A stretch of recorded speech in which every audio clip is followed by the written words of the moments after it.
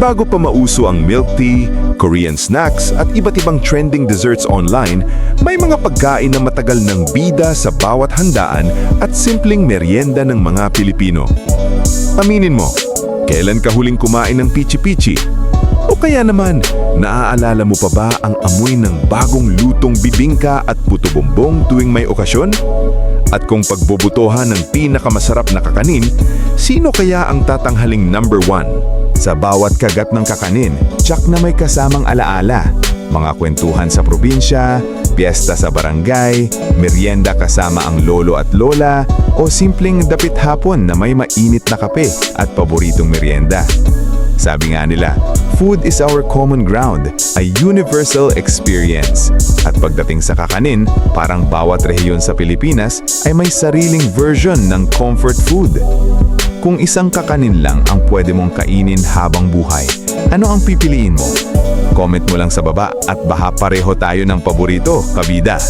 At kung mahilig ka sa mga pagkaing Pinoy o sa mga bagay na siguradong makakapagbalik ng masasayang alaala, click mo na ang like button, subscribe, at pindutin mo na rin ang notification bell para hindi ka mahuli sa mga susunod nating uploads. Handa ka na bang magutom? Manood? Simulan na natin! Top 15. Bingka Dawa. Akala mo ba pare-pareho lang ang lahat ng bibingka? Magugulat ka sa Bingka Dawa. Espesyal itong kakanin mula sa Asturias, Cebu, na gawa sa dawa o millet. Isang butil na matagal nang tinatanim sa ilang bahagi ng lalawigan. Hindi ito kasing tamis ng ibang kakanin, pero may kakaiba itong nutty flavor at bahagyang smoky aroma, lalo na kapag niluto sa tradisyonal na paraan gamit ang uling at dahon ng saging. Sa unang kagat, mapapansin mo agad ang malambot at bahagyang grainy nitong texture na talagang naiiba sa karaniwang bibingka. May mga lokal na delicacy talaga sa Pilipinas na tahimik lang pero matagal nang pinagmamalaki ng kanilang mga komunidad. Minsan, ang pinakamasarap na pagkain ay hindi yung sikat sa social media, kundi yung matatagpuan mo sa isang simpleng bayan na may mayamang tradisyon. Kaya kung mapapadpad ka sa Asturias, Cebu, huwag mong kalimutang hanapin ang Bingka Dawa at alamin kung bakit pinagmamalaki ito ng mga Cebuano. Top 14. Puto Bumbong. Kapag naamoy mo ang usok ng bagong lutong puto bumbong, alam mong malapit na ang Pasko.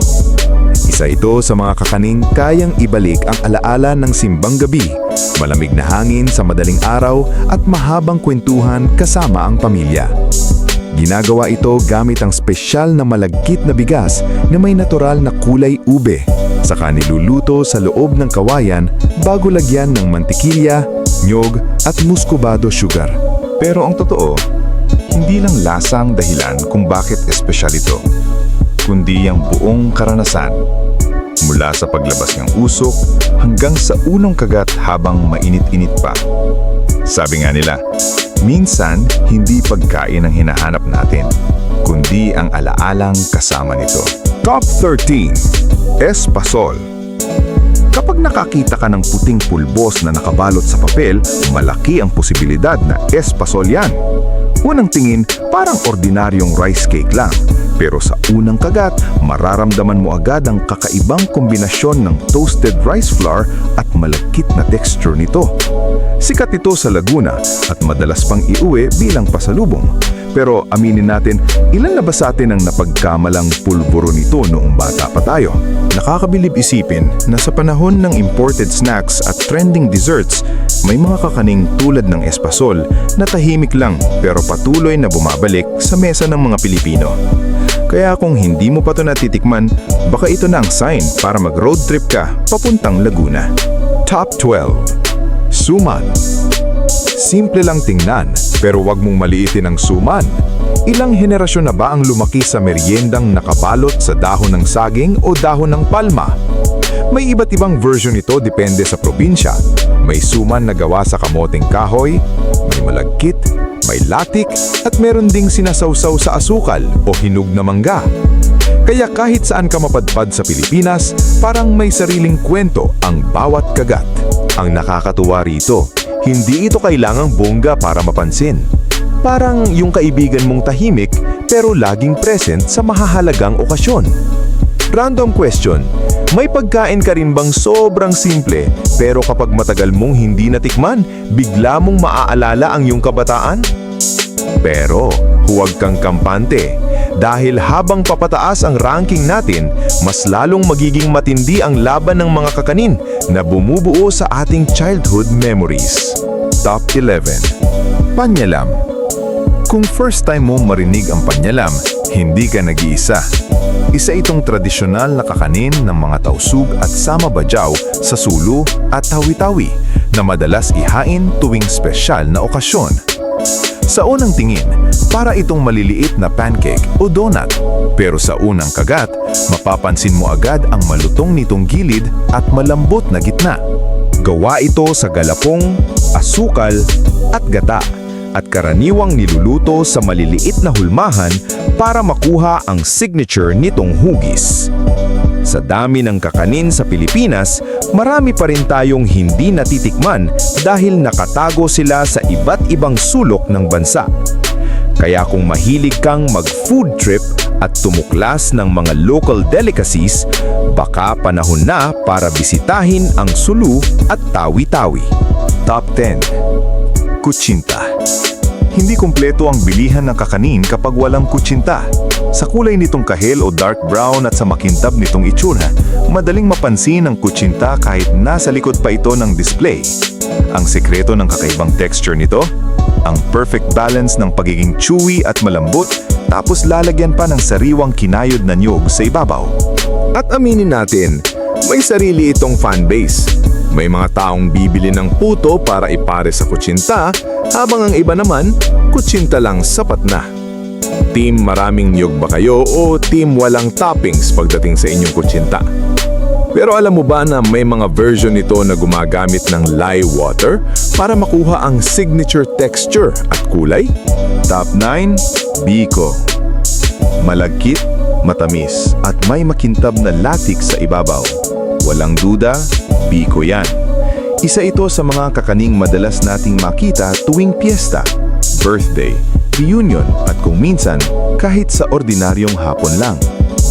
Ang kombinasyon ng malagkit na bigas at arnibal na gawa sa gata at asukal ay nagbibigay ng lasa na mahirap kalimutan. Pero alam mo ba na sa ilang probinsya may iba't iba itong bersyon? May mas basa, may mas tuyot, at mayroon ding may dagdag na langka. Parang musika lang ang biko. Pareho ang tono, pero bawat lugar ay may sariling estilo. Kaya kung usapang handaan ang pag-uusapan, parang laging may kulang kapag walang biko sa mesa. Top 8. Dudol. Kung mahilig ka sa malagkit at chewy na kakanin, baka mahulog ang loob mo sa dudol. Sikat ito sa iba't ibang bahagi ng Visayas at Mindanao, lalo na sa Iloilo at mga lalawigan sa Zamboanga Peninsula. Gawa ito sa gata, malagkit na bigas at muscovado sugar na niluluto ng matagal hanggang makuha ang chewy at creamy na texture nito. At oo, hindi biro ang paggawa ng dudol.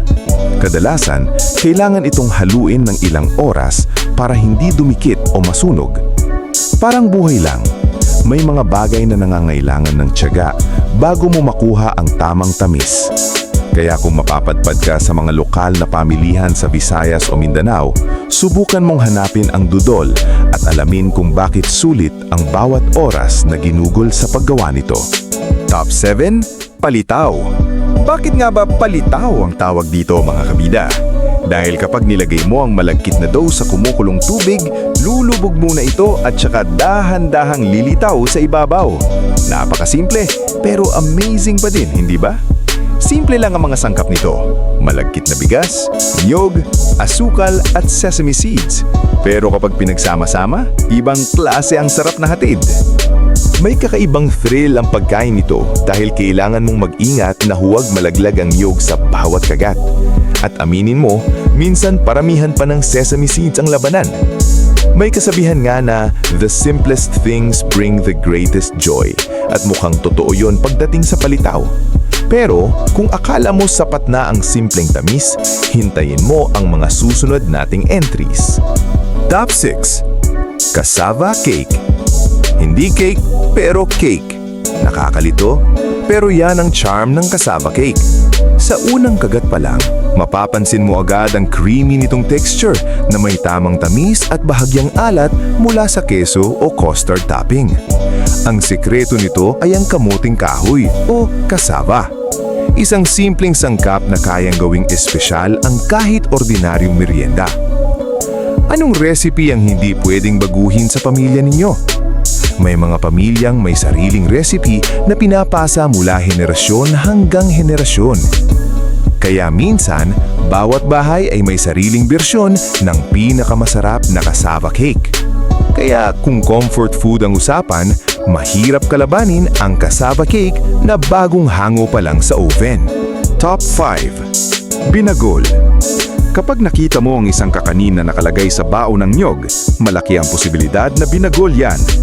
Nagmula ito sa Leyte, partikular sa bayan ng Dagami, at kilala sa kakaibang kombinasyon ng nilagang gabi, gata, asukal at pinitpit na mani. Pero hindi pa diyan nagtatapos ang sorpresa. Madalas ay may nakatago itong matamis na palaman sa loob, kaya bawat subo ay may kasamang excitement. At dahil nakalagay ito sa bao ng niyog, parang may instant probinsya vibes agad sa bawat tikim.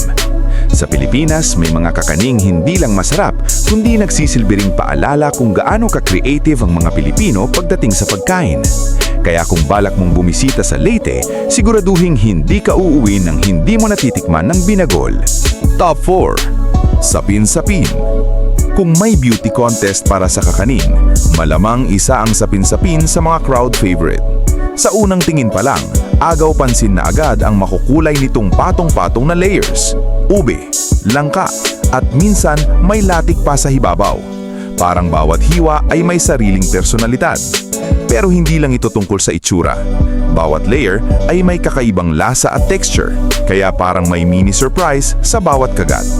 Isipin mo na lang, kabida, sa panahon ng social media, matagal ng Instagram-worthy ang sapin-sapin kahit wala pang smartphones noon. Kaya kung mahilig ka sa desserts na masarap na, photogenic pa, siguradong may espesyal na pwesto ang sapin-sapin sa puso mo. Top 3. Pichi-pichi. May kakaibang saya kapag nakikita mo ang pichi-pichi na nababalot ng sariwang kinayod na nyog. Gawa ito sa cassava o kamuting kahoy, pero ang simpleng sangkap na yun ay nagiging chewy at exciting kainin kapag naluto ng tama. May mga version pa nga ito na may cheese sa ibabaw, habang ang iba naman ay loyal sa classic na nyog lang. Ikaw, anong mas gusto mo? At alam naman natin, madalas hindi lang isa ang nakakain natin. Kukuha ka ng isa, tapos biglang 5 na pala ang naubos mo. Sabi nga nila, good food has a way of bringing people together. At parang totoo yon tuwing may isang kahon ng pichi-pichi sa mesa.